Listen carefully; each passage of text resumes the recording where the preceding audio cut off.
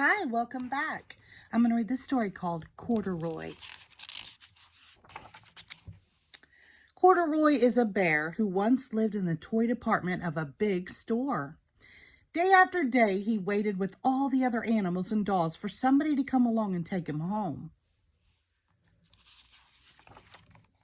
The store was always filled with shoppers buying all sorts of things, but no one ever seemed to want a small bear in green overalls.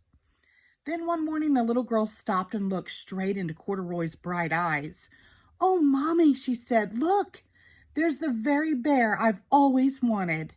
"Not today, dear," her mother sighed. "I've spent too much already. Besides, he doesn't look new. He's lost the button to one of his shoulder straps." Corduroy watched them sadly as they walked away. "I didn't know I've lost a button," he said to himself. "Tonight I'll go and see if I can find it." Late that evening, when all the shoppers had gone and the doors were shut and locked, Corduroy climbed carefully down from his shelf and began searching everywhere on the floor for his lost button. Suddenly, he felt the floor moving under him. Quite by accident, he had stepped onto an escalator, and up he went. Could this be a mountain, he wondered. "I think I've always wanted to climb a mountain." He stepped off the escalator as it reached the next floor, and there, before his eyes, was the most amazing sight. Tables and chairs and lamps and sofas and rows of beds. "This must be a palace," Corduroy gasped. "I guess I've always wanted to live in a palace." He wandered around, admiring the furniture. "This must be a bed," he said. "I've always wanted to sleep in a bed." And up he crawled onto a large, thick mattress. All at once, he saw something small and round. "Why, here's my button," he cried, and he tried to pick it up. But like all the other buttons on the mattress, it was tied down tight.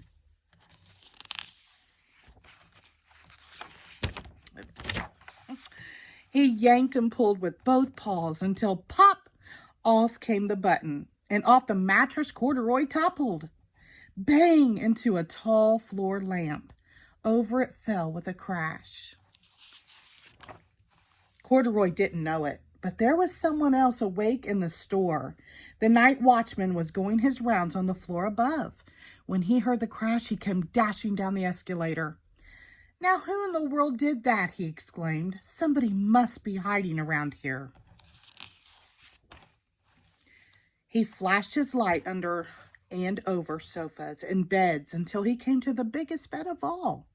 And there he saw two fuzzy brown ears sticking up from under the cover. "Hello," he said. "How did you get upstairs?" Well, it's going to stick on me, isn't it? There we go. The watchman tucked Corduroy under his arm and carried him down the escalator and set him on the shelf in the toy department with the other animals and dolls.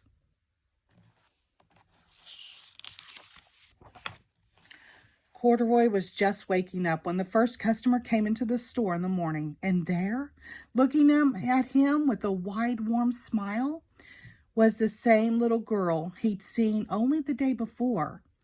"I'm Lisa," she said, "and you're going to be my very own bear. Last night I counted what I've saved in my piggy bank, and my mother said I could bring you home." "Shall I put him in a box for you?" the saleslady asked. "Oh, no, thank you," Lisa answered, and she carried Corduroy home in her arms. She ran all the way up 4 flights of stairs into her family's apartment and straight to her own room.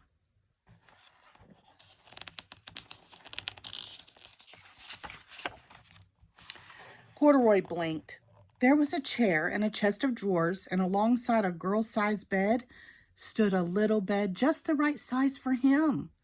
The room was small, nothing like the enormous palace in the department store. "This must be home," he said. "I know I've always wanted a home."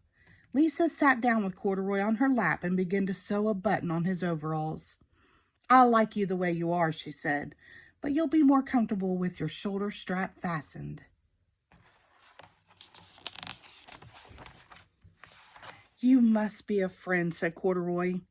"I've always wanted a friend." "Me too," said Lisa, and gave him a big hug. The end.